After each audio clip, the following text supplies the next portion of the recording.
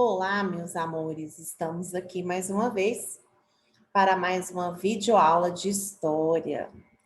Hoje em história nós vamos iniciar uma nova unidade, a unidade 11, que vem falando sobre o conhecimento e a cidadania, que a partir do momento que as pessoas conhecem as leis, sabem os seus direitos, as coisas começam a mudar, porque elas buscam esses direitos. E nós vamos falar também, nesta unidade, sobre as influências culturais, a partir do momento em que houve a busca por essa identidade, pelos seus direitos, as pessoas passaram também a trazer e exercer influências sobre outras, inclusive mudar os rumos e condutas, né, que as pessoas tinham naquela época. Então, agora nós vamos iniciar na unidade 11, página 130 do material. Na unidade 11, traz aí como tema conhecimento e cidadania. Esse é o nosso objeto de conhecimento. Bom, aqui, logo na abertura da unidade, nós temos aí uma movimentação diferente nas ruas. É o Carnaval na Avenida Central, atual Avenida Rio Branco, no Rio de Janeiro. Nossa, tia Grazi, Carnaval, quanta diferença, as pessoas só iam para as ruas dessa forma? Sim. Quantas mudanças ocorreram ao longo dos tempos, não é mesmo? E logo abaixo nós podemos observar, inclusive dando continuidade aí na página 131 das duas imagens, a primeira partida da Seleção Brasileira de Futebol no Rio de Janeiro, em 1914. Então, nós temos aí duas imagens distintas de momentos diferentes. Aí aqui pergunta, as imagens retratam exemplos da cultura brasileira. Quais são elas? O carnaval e o futebol, né, que fazem parte aí da nossa cultura. O que essas manifestações representam atualmente para a cultura brasileira? Nós sabemos que todas elas trouxeram, deixaram, né, algum tipo de legado, né? E o carnaval se tornou uma das festas mais populares do Brasil. O futebol também virou uma tradição entre muitas famílias. Então, ela deixou, sim, uma história, um legado cultural. Se você fosse comparar como essas manifestações aconteciam no passado com a maneira com que elas acontecem no presente, o que você identificaria de diferente? Várias coisas. Inclusive o carnaval, que antes, né, não se usavam tantos acessórios, carros alegóricos, bateria. Então, assim, nós podemos perceber muitas mudanças. E o futebol hoje são feitos em estádios, antes aqui eram campinhos, né, organizados em alguns bairros e tudo mais. Hoje nós temos estádios com arquibancadas para receber esse público para ver o seu time jogar. Então, muitas mudanças ocorreram ao longo dos tempos. Ideias aí em construção, página 132. Cultura, meios de comunicação e cidadania no Ideias em Construção. A participação popular na luta por cidadania e pela garantia dos direitos humanos é antiga. Esse tipo de reivindicação surge dos movimentos sociais e remete às ações coletivas, além da necessidade de transformação da realidade em prol de causas diversas. Então, por que as coisas começam a mudar? Porque as pessoas começam a perceber que elas têm direitos e querem buscar esses direitos, querem ter igualdade. Então, por esse motivo, as coisas começam a mudar. Grifem aí. Os movimentos sociais podem ser locais, quando buscam transformar a realidade de uma região específica, ou nacionais, quando buscam alterar as coisas ali, os costumes de um país, e globais, quando buscam modificações mais amplas envolvendo grande parte da população em diferentes regiões do mundo. Então, ela pode ser regional, pode ser nacional e ela pode ser global. Depende da maneira com que esse movimento social está sendo abordado, ou qual é o tema, ou se é algo que comove todo mundo, ou se é um senso comum, vai depender aí daquilo que está sendo promovido no momento, qual é o tema desse movimento. Os movimentos sociais nem sempre se organizam por meio de revoltas, nem sempre são protestos, pessoas que vão às ruas, nem sempre é assim. Eles também podem se apropriar das manifestações culturais, dos esportes, dos meios de comunicação e da educação, entre outros, para obter conquistas em suas lutas. Eu não preciso sempre ir para as ruas ou fazer uma revolução tão grande assim, ou às vezes protestar de uma maneira aonde eu nem consiga atingir meus objetivos. Como exemplos aí de manifestações e movimentos culturais e sociais, podemos citar as campanhas para a promoção da saúde das pessoas ou da saúde pública, sobre direitos humanos e preservação do meio ambiente. Como que as pessoas fazem isso? Utilizando meios de comunicação. Então, as campanhas usam normalmente, grifem aí também, como meios de divulgação a televisão, os jornais, as revistas e os sites na internet. Nem sempre elas saem, né, nas ruas protestando, reivindicando algo, não, ou fazendo propaganda, ou pedindo a conscientização. Podem ser feitas também através aí dos meios de comunicação. Então, nós temos aqui um exemplo de mobilização social, que são as campanhas contra a dengue. Nós temos cartazes que são colocados aí em locais de fácil acesso, onde tem muito movimento. Nós temos a TV, o rádio, que passam as informações, tá? Então, tudo isso é utilizado. Essa atividade que ela vai para casa, pesquisa em jornais, revistas e folders, campanhas promovidas por órgãos públicos. Gente, tem tantos, campanha de vacinação, campanha contra a dengue. Agora nós estamos passando por uma situação aí de pandemia, campanhas de como evitar o Covid. Tem vários, vários. Você vai pesquisar um. Leve para a sala de aula, infelizmente não tem como, mas vocês vão fazer. E na próxima aula de história online, assim que a gente tiver aí essa aula online pós-prova, nós vamos conversar, vamos voltar aí nessa página e conversar sobre a pesquisa que vocês realizaram. Olha só o que você tem que observar e colocar registrado aqui nessas linhas, tá? Qual o tema da campanha? Sobre o que essa campanha que você pesquisou? Por quem ela foi desenvolvida? Pelo SUS, pelo governo federal, por alguma empresa? Por quem foi que ela foi desenvolvida? A quem ela se destina? Para quem foi feita essa campanha? Ela queria atingir qual tipo de público?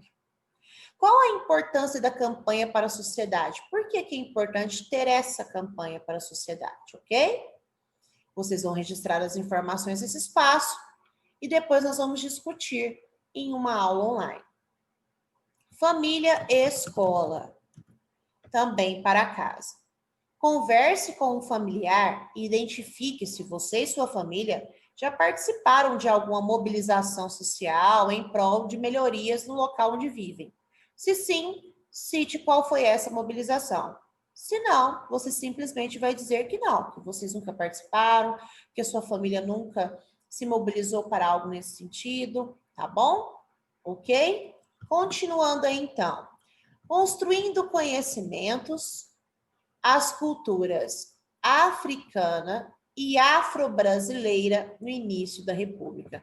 Nós vamos falar agora a influência que os africanos têm na nossa cultura, o quanto isso é relevante para nós, né? Às vezes a gente nunca parou para pensar nisso, mas há muito traço, muitas coisas que os africanos deixaram aí para nós como ensinamentos, como cultura mesmo, como costume, como as comidas típicas, a capoeira e outras coisas mais. Bom, o fim da escravidão no Brasil em 1888 e a proclamação da República, podem grifar isso daí, em 1889, não significaram a integração dos negros à sociedade brasileira. Muitos ex-escravizados passaram a viver em condições precárias, sem acesso à educação, à saúde e ao trabalho, que foi algo que nós já falamos em aulas anteriores, né? Por mais que tenha tido aí a abolição da escravidão, o fim da escravidão, os negros ainda tiveram muita dificuldade de se impor na sociedade, de mostrar o seu valor, de mostrar que nós não tínhamos diferenças nenhuma, independente de cor, crença, nós somos todos iguais. Além disso, continuem grifando, as manifestações culturais africanas e afro-brasileiras passaram a sofrer com o preconceito, pois na época a única cultura socialmente aceita pelo governo e pelas elites era a cultura europeia. Tanto é que nós vamos ver que a capoeira era considerada algo que era marginalizado. Se a pessoa dançasse ou lutasse capoeira ali, ela poderia ser presa. Vamos ver que os negros não podiam participar do carnaval, que deveriam estar em locais distintos aí, separados da elite. Tudo isso eles sofreram, mas eles foram buscando seu espaço. A capoeira já era praticada desde o período colonial, após a abolição da escravidão. Essa manifestação cultural foi incorporada ao cotidiano da população negra, principalmente da que vivia nos centros urbanos. Grifem. As autoridades, porém, viam a capoeira como uma prática criminosa, prática aí de pessoas que eram criminosas e desocupados. Assim, em 1890, o Código Penal Brasileiro trouxe uma lei que criminalizava os capoeiristas, que eram levados à prisão. O mesmo ocorreu com o samba e com o carnaval. Poderia ter, mas eles não podiam participar, né? Achavam que eram pessoas diferentes, que eram criminosos. Olha a quantidade aí do preconceito, né? O quanto é grande. Os ritmos musicais afro-brasileiros e o carnaval. Sabemos, né, que o tambor, inclusive, e alguns instrumentos que são típicos aí do carnaval são de origem africana. Então, por mais que tenha tido lá naquela época esse preconceito, hoje sabemos que a influência maior foi deles. No início do século XX, a população negra se organizou, né? Vocês vão grifar isso aí, tá? No início do século XX, a população negra organizou diferentes manifestações culturais, tais como o samba, o afoxé, o frevo e a congada, além do tradicional grupo das baianas. Foi nesse contexto, podem continuar grifando, que surgiram os chamados cordões carnavalescos, que eram cortejos, né, que as pessoas saíam aí dançando ao som de tambores, pandeiros, tamborins e cuícas. Os cortejos aconteciam nas ruas e contavam com a participação do mestre-sala, da porta-bandeira, do grupo das baianas e dos passistas. Até passistas. Os desfiles de carnaval nas avenidas da cidade ocorriam nesse período, mas eram reservados à elite, que percorriam as avenidas em carros abertos, conhecidos como cursos. O restante da população assistia aos cursos jogando confetes e serpentinas neles. O que aconteceu, nós temos aqui, né, a ilustração desse desfile de carnaval, durante o carnaval na Avenida do Rio Branco. Então, a elite transitava aí nas avenidas de carros, né? E quem estava assistindo jogava serpentina, confetes. O que aconteceu foi que a população negra, organizada em cordões carnavalescos, passou a participar desses desfiles nas avenidas, mesmo sendo proibida pela polícia. Ou seja, ela sabia, né? Nós tínhamos esse direito, todos têm esse direito, Então, eles começaram aí a fazer aquilo que o direito lhe reservava. Aqui tem uma sugestão para vocês visitarem o Memorial da Democracia, para vocês verem as primeiras escolas de samba da cidade do Rio de Janeiro. No portal Edros, você consegue entrar aí no site do Memorial da Democracia, tá bom? Continuando aí, página 136. Conheço o artista. Em 1917, foi gravado o primeiro samba do Brasil, intitulado Pelo Telefone, o nome do primeiro samba. Ele foi composto por um músico chamado Ernesto Joaquim Maria dos Santos, mais conhecido como Donga. Donga era filho de um pedreiro e sua mãe foi uma das fundadoras de um grupo de baianas da cidade do Rio de Janeiro. Ainda criança, participou de blocos carnavalescos e aprendeu a tocar cavaquinho e violão, chegando a compor suas primeiras canções na adolescência.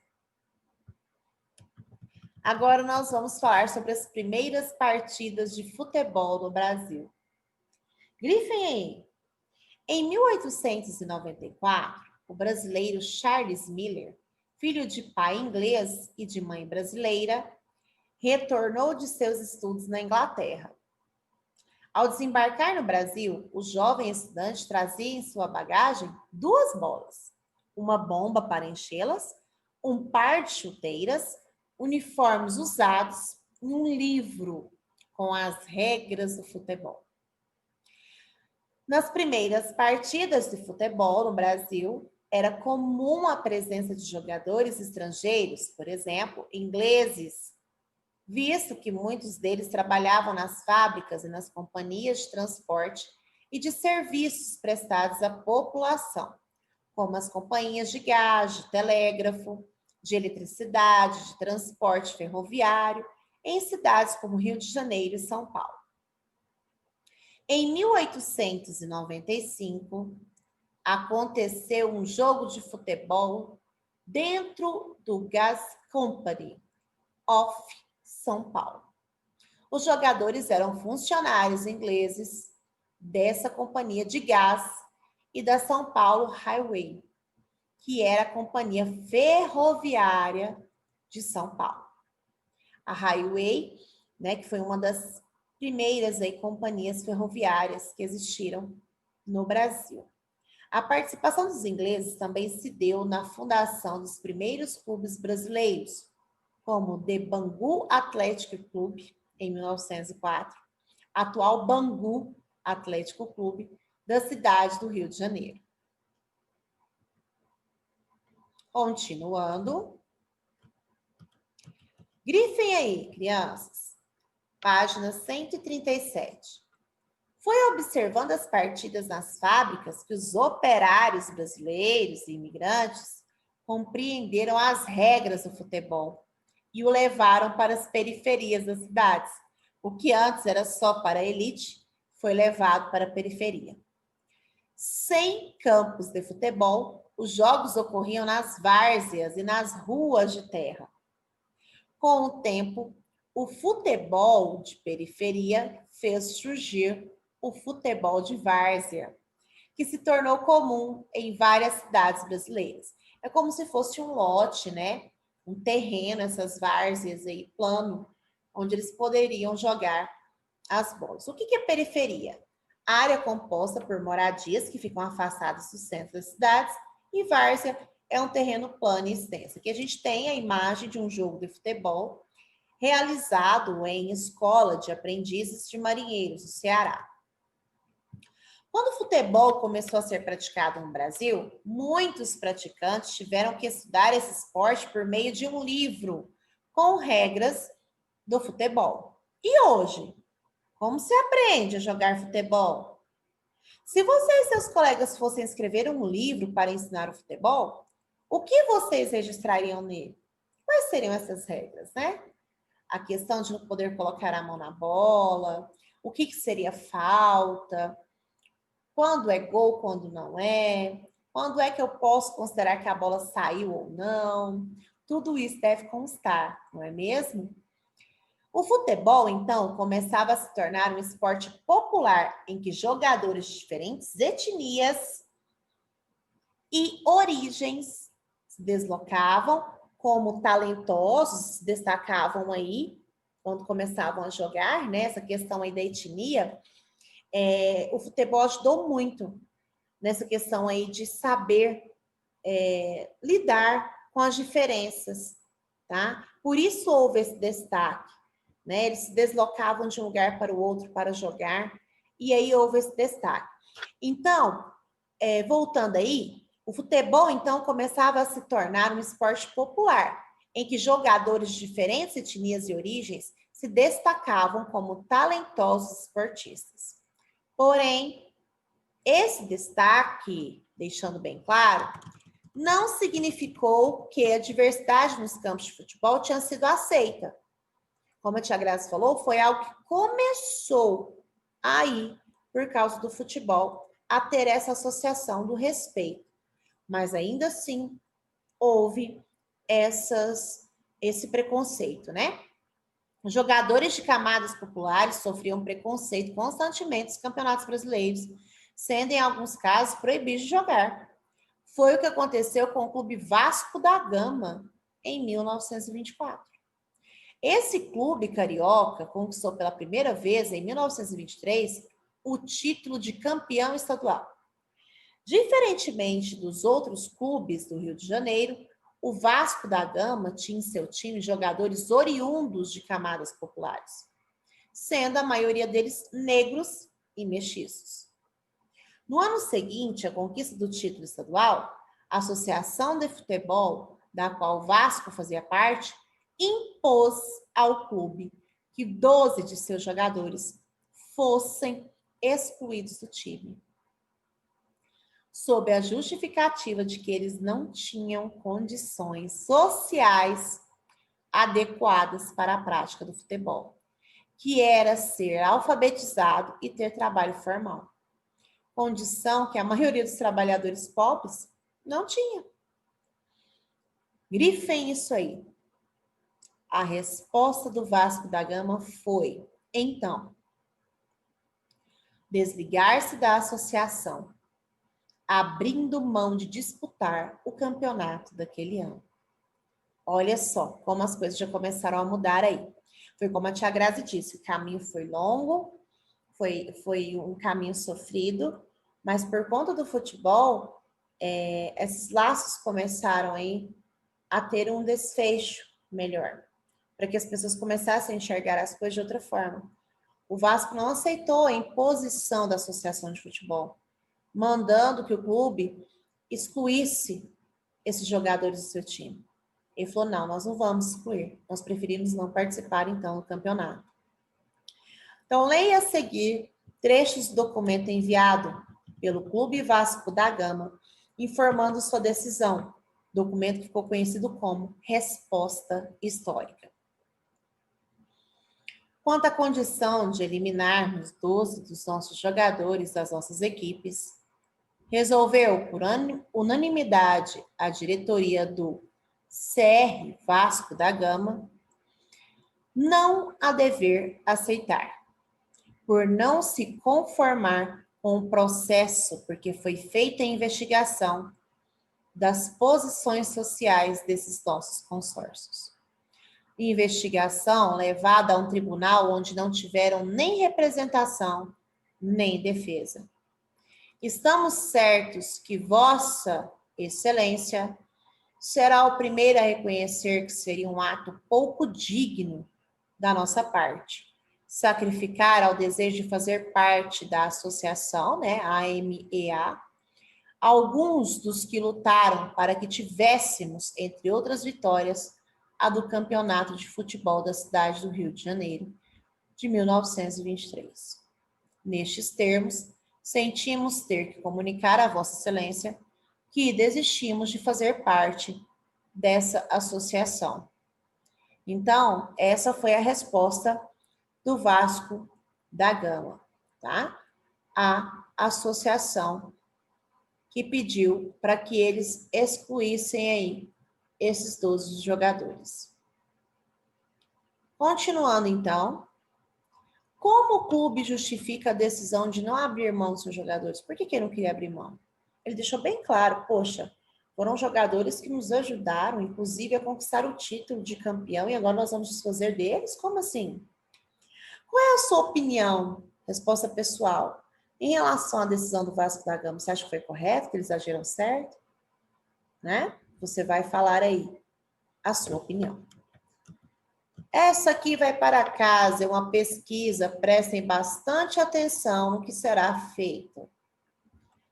Você vai fazer essa pesquisa, quando você terminar, você vai tirar uma foto e enviar para a sua professora.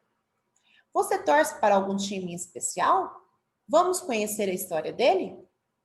Com orientação de sua professora, destaque a ficha disponível no material complementar e faça uma pesquisa em livros, em revistas, na internet, aonde você preferir, sobre a origem de um clube de futebol e a imagem do brasão dele. Você vai escolher qualquer time de futebol, qualquer, tá? Aí você vai pegar, vai vir aqui na página 217 da apostila, lá no finalzinho dela, onde tem o material complementar. Aqui, ó, tem a pesquisa de clubes de futebol do Brasil. Vou mostrar aqui para vocês, página 217. Vocês vão fazer a pesquisa, vão preencher a ficha com todas essas informações. Nome do clube de futebol, cidade e estado em que o clube está localizado, data da fundação desse clube, grupos que participaram da fundação do clube e a imagem do brasão do clube, tá? Tia, não tem como eu imprimir, eu posso desenhar? Pode, sem problema algum. Feita essa pesquisa, vocês irão tirar foto dessa pesquisa e enviar para a professora. Lembrando de colar a pesquisa no caderno de vocês, ok? Bom, hoje nós podemos ver aí o quanto foi importante, né, a influência de várias pessoas, de várias culturas, inclusive dos africanos, para a nossa cultura, né? E mesmo depois de ter a Constituição, de ter a escravidão abolida e tudo mais, ainda passaram por situações difíceis, mas que eles lutaram contra e que, inclusive, chegou num ponto onde várias pessoas nos ajudaram. Inclusive, foi aí, né, nesse depoimento do Clube do Vasco da Gama, que a gente pôde observar que chegou num ponto onde as pessoas começaram a defender essa igualdade realmente, né? Então, fica aí uma reflexão também, para que a gente possa sempre fazer aquilo que é melhor, respeitar o próximo, as suas diferenças, porque a gente ainda tem muito a caminhar em relação a esse tema. Tá bom, meus amores? Então, essa foi a nossa aula de história de hoje. Aguardamos a foto de vocês com a sua atividade para a sua professora. Um beijo para vocês e até a próxima aula.